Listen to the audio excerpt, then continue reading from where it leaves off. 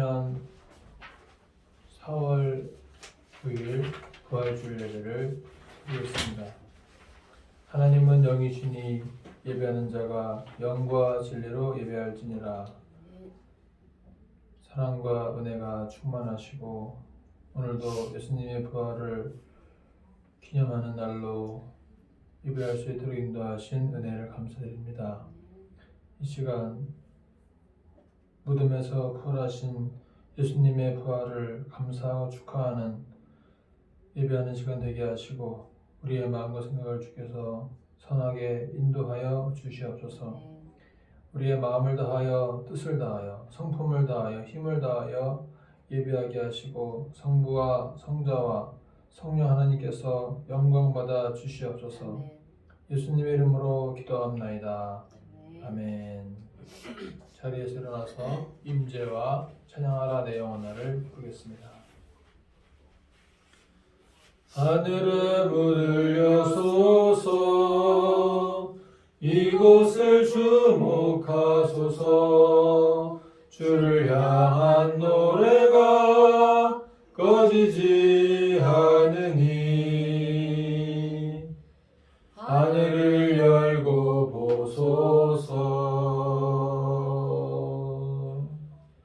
이곳에 임재하소서. 주님을 기다립니다. 기도의 향기가 하늘에 닿으니 주여 임재하여 주소서. 이곳에 오셔서 이곳에 앉으소서. 이곳에서 드리는 예배를 받으소서. 주님의 이름만이 오직 주의 이름만 이곳에 있습니다. 이곳에 오셔서 이곳에 앉으소서. 이곳에서 드리는 예배를 받으소서. 주님의 이름만이 오직 주의 이름만 이곳에 있습니다. 찬양하라 내 영혼아. 찬양하라 내 영혼아. 온 마음과 정성 다하여 주 찬양하라.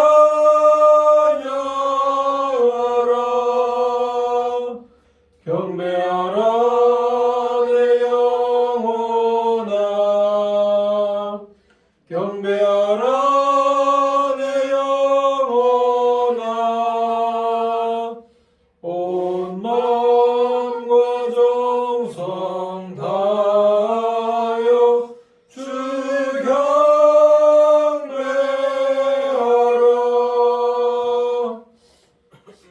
기도문 133번 부활절 첫 번째를 기록합니다. 하나님께서 그를 사망의 고통에서 풀어 살리셨으니 이는 그가 사망에 매여 있을 수 없었습니다. 우리 주 예수 그리스도로 말미암아 우리에게 승리를 주시는 하나님께 감사하노니 그러므로 내 사랑하는 형제들아 견실하며 흔들리지 말고 항상 주에게 더욱 힘쓰는 자들이 되라. 이 말을 할 때에 예수께서 친히 그들 가운데 서서 이르시되 너희에게 평강이 있을지어다 하시니 그들이 놀라고 무서워하여 그 보는 것을 영으로 생각하는지라. 예수께서 이르시되 어찌하여 두려워하며 어찌하여 마음에 의심이 일어나느냐. 내 손과 발을 보고 나인 줄 알라. 또 나를 만져보라. 영은 살과 뼈가 없으되 너희 보는 바와 같이 나는 있느니라. 그러나 이제 그리스도께서 죽은 자 가운데서 다시 살아나사 잠자는 자들의 첫 열매가 되셨도다. 예수께서 이르시되 나는 부활이요 생명이니 나를 믿는 자는 죽어도 살겠고 무릇 살아서 나를 믿는 자는 영원히 죽지 아니하리니 이것을 내가 믿느냐. 이르되 주여 그러하리다. 주는 그리스도시요 세상에 오시는 하나님의 아들이신 줄 내가 믿나이다. 아멘. 사도신경으로 신앙을 고백하겠습니다. 나는 전능하신 아버지 하나님 천지의 창조주를 믿습니다. 나는 그의 유일하신 아들 우리 주 예수 그리스도를 믿습니다. 그는 성령으로 잉태되어 동정녀 마리아에게서 나시고 본디오 빌라도에게 고난을 받아 십자가에 못 박혀 죽으시고 장사된 지 사흘 만에 죽은 자 가운데서 다시 살아나셨으며 하늘에 오르시어 전능하신 아버지 하나님 우편에 앉아 계시다가 거기로부터 살아있는 자와 죽은 자를 심판하러 오십니다. 나는 성령을 믿으며 거룩한 공교회와 성도의 교제와 죄를 용서받는 것과 몸의 부활과 영생을 믿습니다. 아멘. 자리에 앉아서 찬송가 160장을 부르겠습니다.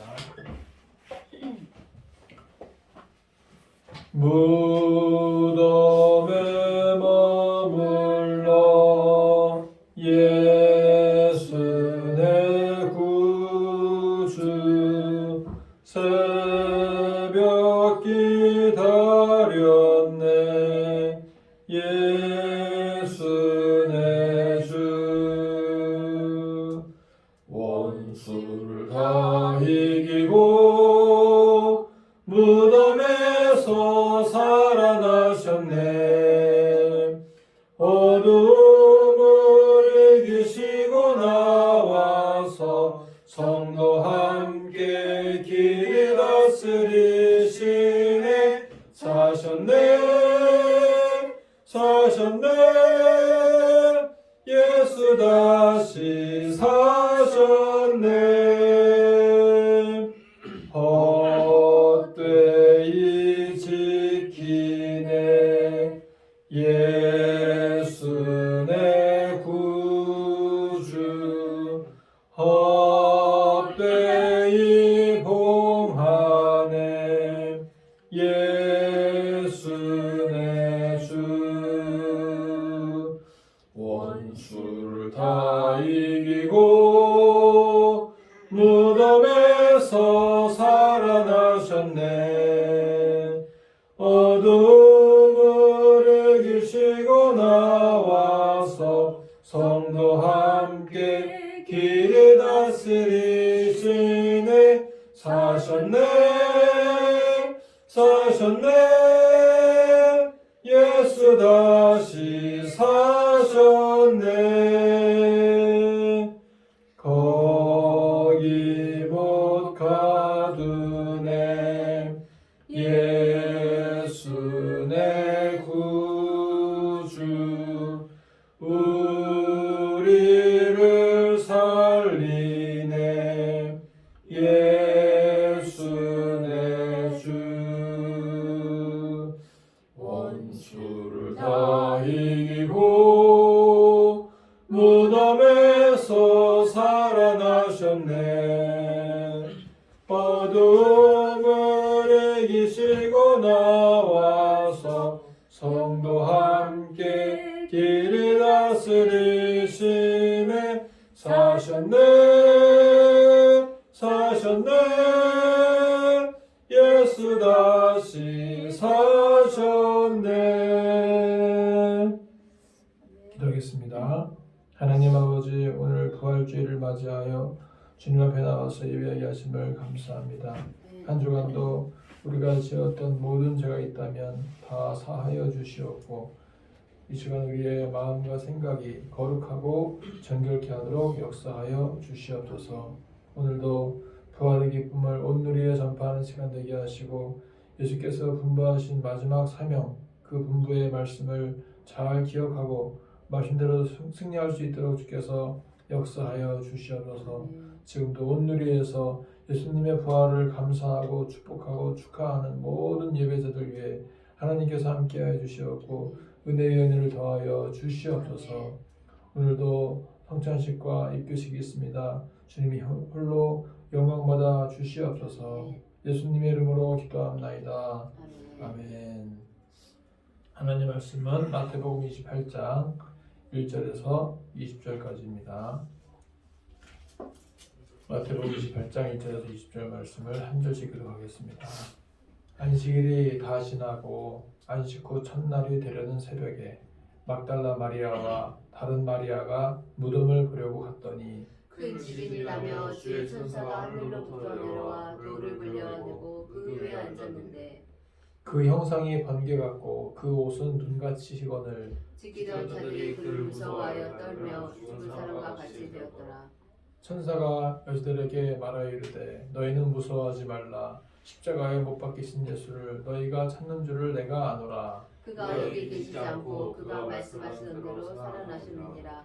와서 그가 누우셨던 곳을 보라. 또 빨리 가서 그의 제자들에게 이르되 그가 죽은 자 가운데서 살아나셨고 너희보다 먼저 갈릴리로 가시나니 거기서 너희가 배우리라 하라. 보라 내가 너희에게 일렀느니라 하거늘 그 여자들이 무서움과 큰 기쁨으로 빨리 무덤을 떠나 제자들에게 알리려고 다름질할세. 예수께서 그들을 만나 이르시되 평안하냐 하시거늘 여자들이 나아가 그 발을 붙잡고 경배하니 이에 예수께서 이르시되 무서워하지 말라. 가서 내 형제들에게 갈릴리로 가라 하라. 거기서 나를 보리라 하시니라.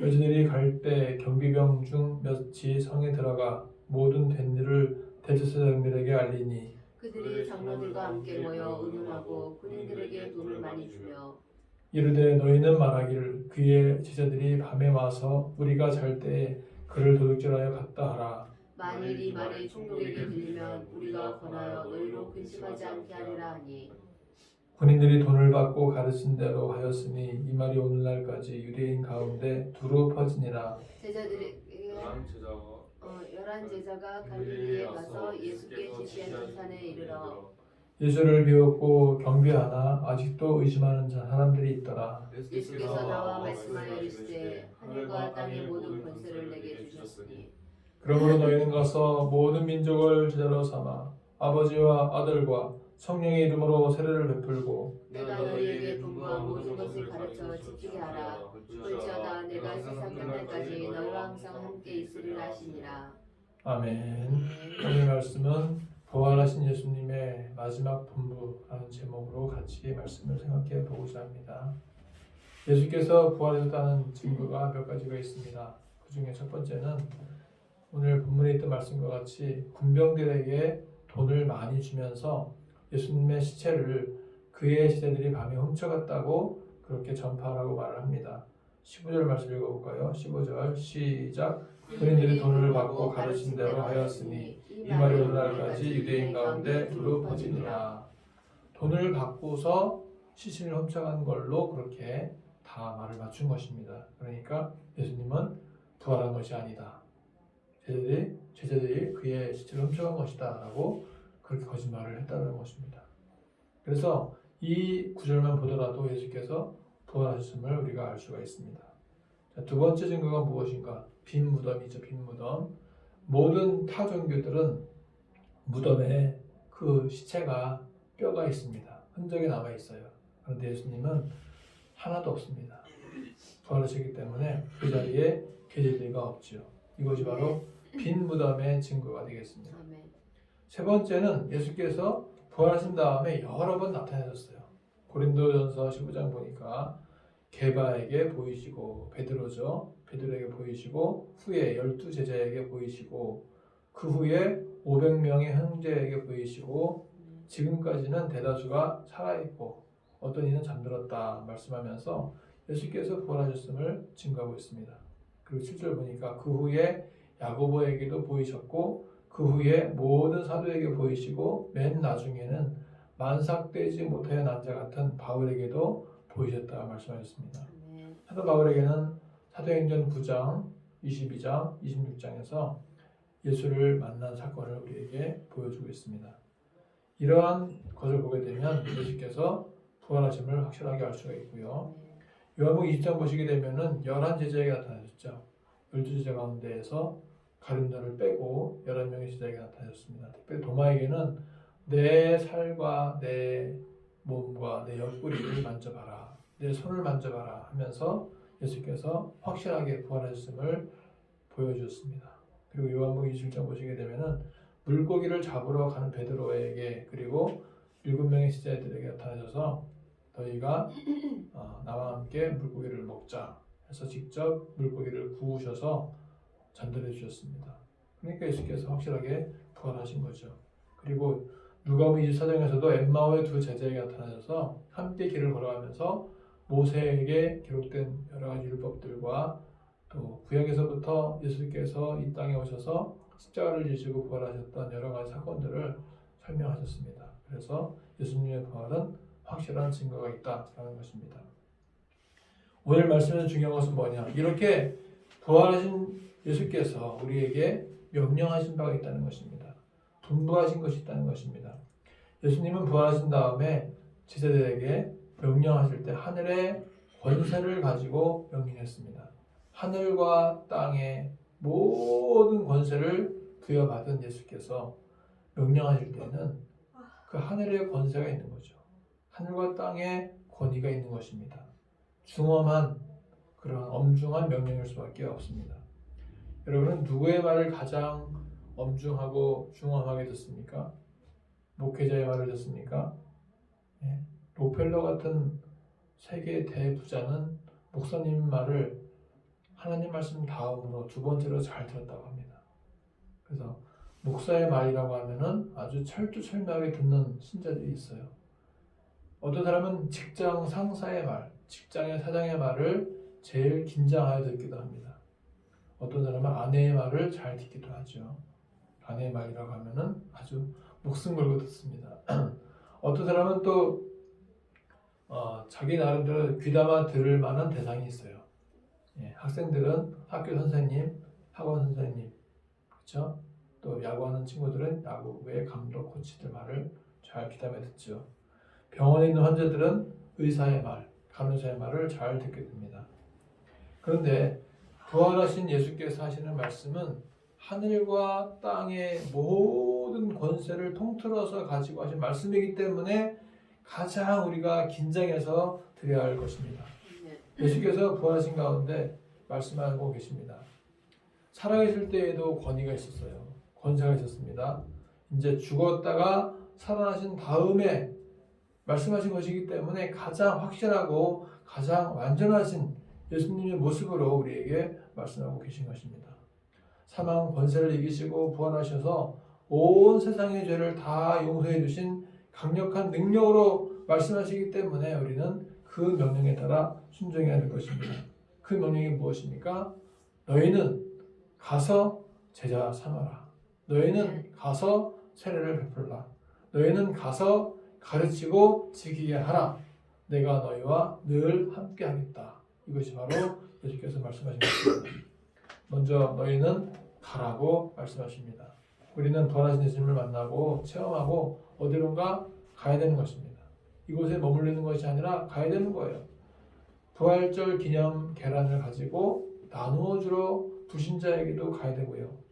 가서 제자를 삼기 위해 또 가야 되는 것입니다. 하나님은 성경에서 많은 주의 사람들에게 어디론가 가라고 말씀하십니다. 아브라함에게는 본토와 친척과 아버지의 집을 떠나서 여호와께서 분부하신 곳으로 가라 말씀하셨습니다. 아브라함은 갈 곳을 알지 못하고 갔습니다. 그렇게 가다 보니까 하나님께서 함께 하시고 복을 주셔서 큰 부자가 됐고, 그리고 하나님이 늘 동행하셨기 때문에 하는 일마다 잘 되었던 것입니다. 엘리야에게는 하나님께서 가라고 말씀하시면서 님시의 아들 예후에게 가서 기름을 붓고 엘리사에게 가서 너희 후계자가 되도록 하라 라고 말씀하셨습니다.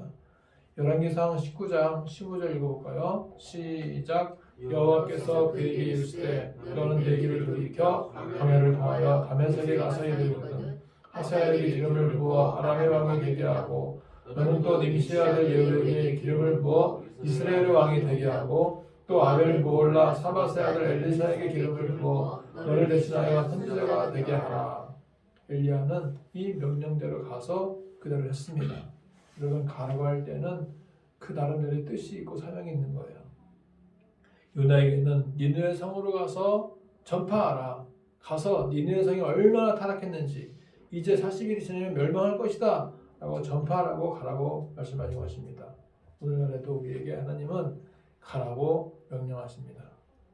가라 가라 세상을 향해, 가라 가라 말씀 가지고, 가라 가라 온 땅을 향해 라는 찬양의 가사가 있듯이 우리는 가야 되는 거죠. 그래서 어떤 분은 2000년도에 부교육자로 있었던 그 교회의 담임 목사님이 지금은 은퇴가 얼마 남지 않았는데 지금은 필리핀에 가서 목회를 하시는 분이, 선교하시는 분이 계셔요. 또 우리 부평중앙교회 같이 사역했던 우리 목사님 한 분 가운데서는 캄보디아로 가서 선교 사역하시는 분도 있어요. 가라고 하니까 가는 거죠. 기존의 목회의 틀을 벗어나서 하나님이 그 불모지의 땅, 오지와 아무도 알아주지 않고 인정해주지 않을 수도 있는 그러한 낙후된 곳을 가서 복음을 전파하는 것을 볼 수가 있습니다. 언더우드라고 하는 분도 우리나라에 1884년 바로 부활절 1884년 4월 8일 부활절날 아침에 재물포항으로 들어왔어요. 그때부터 우리나라가 어마어마하게 부흥의 불길이 시작된 것입니다. 저도 2012년 4월 8일 날 백령도에 들어갔거든요. 그때 이제 부활절 날 아침에 들어가서 같이 첫 예배를 드렸습니다.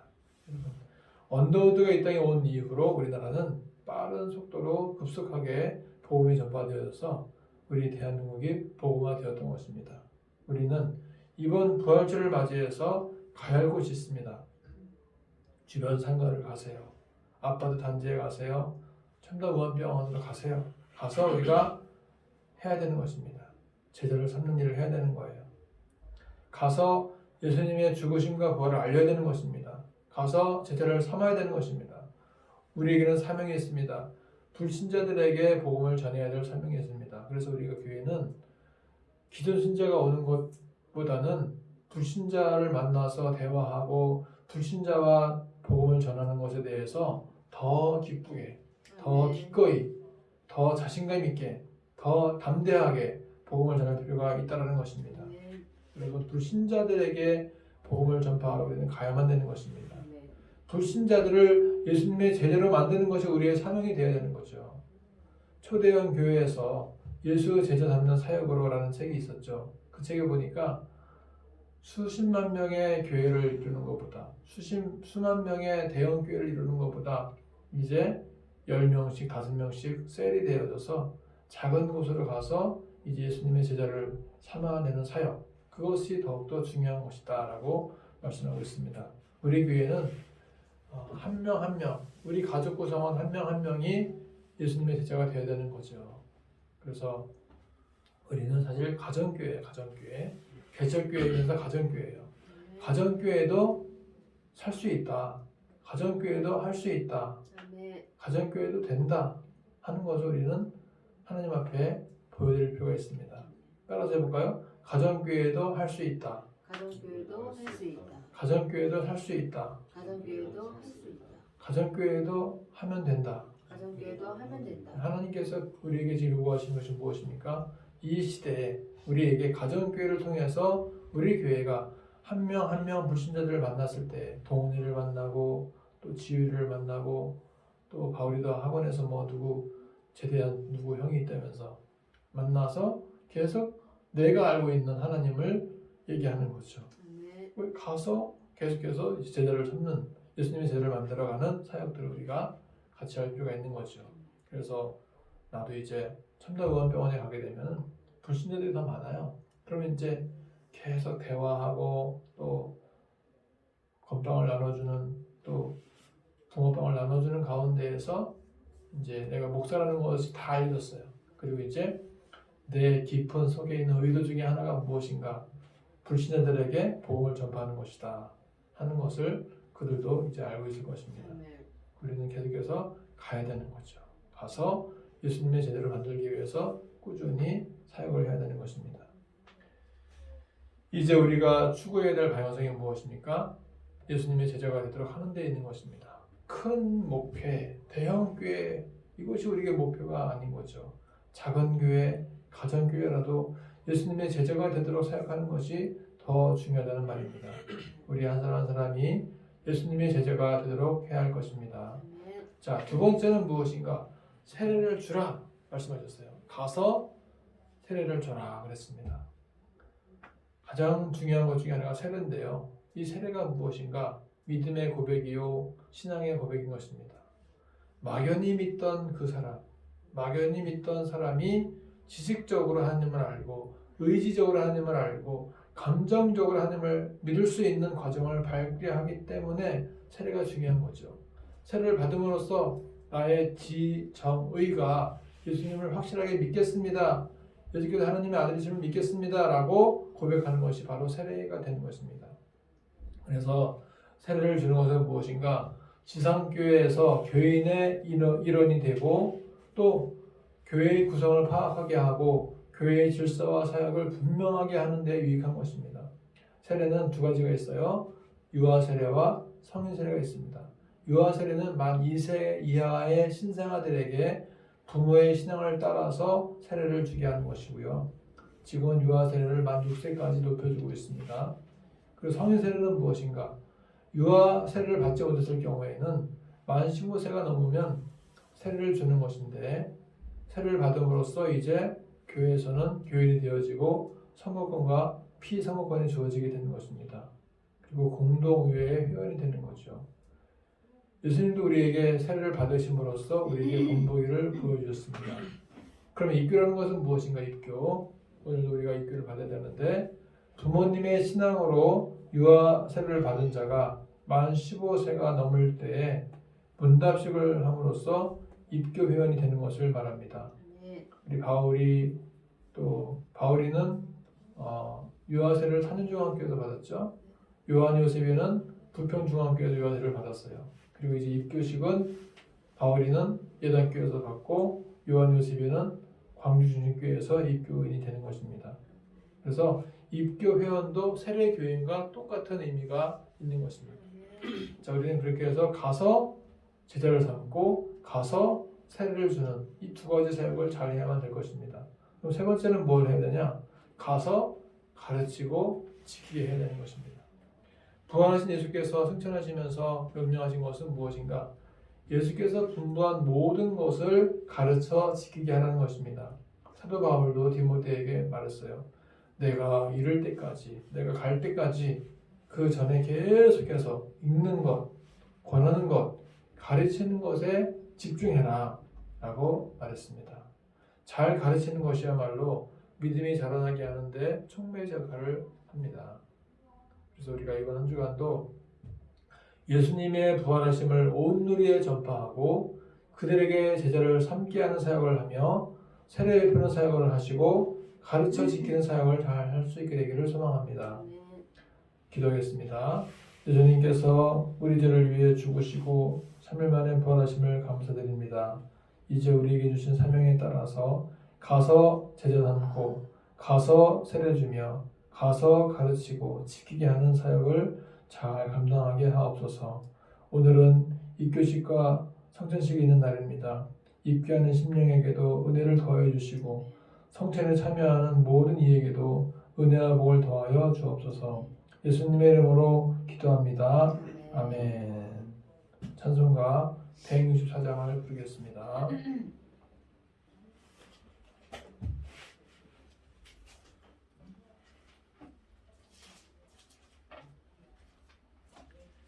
예수 부활했으니 할렐루야. 만민 찬송하여라.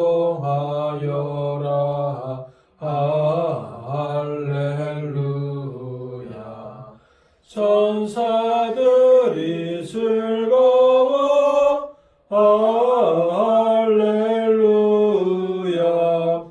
기쁜 찬송 부르네 할렐루야. 대속하신 주 예수 할렐루야. 선한 싸움 이겼네 할렐루야. 사망 권세 이기고 할렐루야. 하늘 문을 여셔 할렐루야. 마귀 권세 이긴 주 할렐루야. 왕의 왕이 되셨네 할렐루야. 높은 이름 세상에 할렐루야. 널리 반포하여라 할렐루야. 길과 진리 되신 주 할렐루야. 우리 부활하겠네 할렐루야. 부활 생명 되시네 할렐루야. 우리 부활하겠네 할렐루야.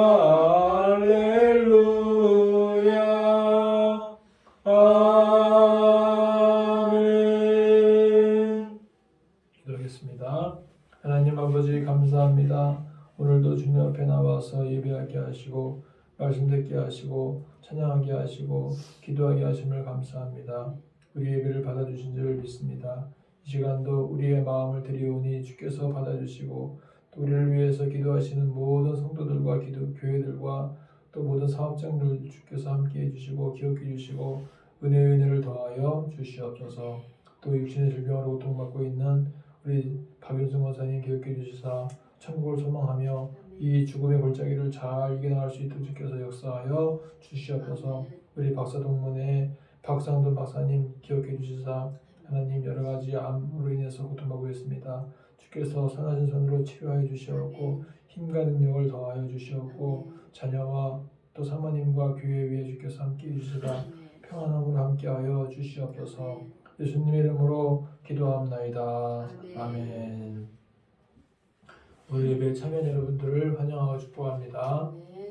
오늘은 부활절입니다. 부활의 기쁨을 온누리에 전하시기 바랍니다. 오늘은 입교식과 성찬식이 있습니다. 입교는 최요셉 학생이 받겠습니다. 내일은 사택 이사하는 날이라서 이제 4년 살았고 열흘 살았는데 4년 열흘 만에 이사하는 거죠. 8시부터 이사하기 때문에 그 전에 학교나 학원으로 다 이동해 주시기 바랍니다. 첨단 무한병원의 전도사역을 위해서 병원의 하나님의 통치를 위해서 기도해 주시기 바랍니다. 총신 박사 동문회 박상돈 목사님을 위해서 기도하는데 우리 30여 명의 박사 동문회가 4월 한 달 동안 기도를 하고 있어요. 릴레이 기도하고 있는데 오늘은 우리 교회가 하는 날입니다.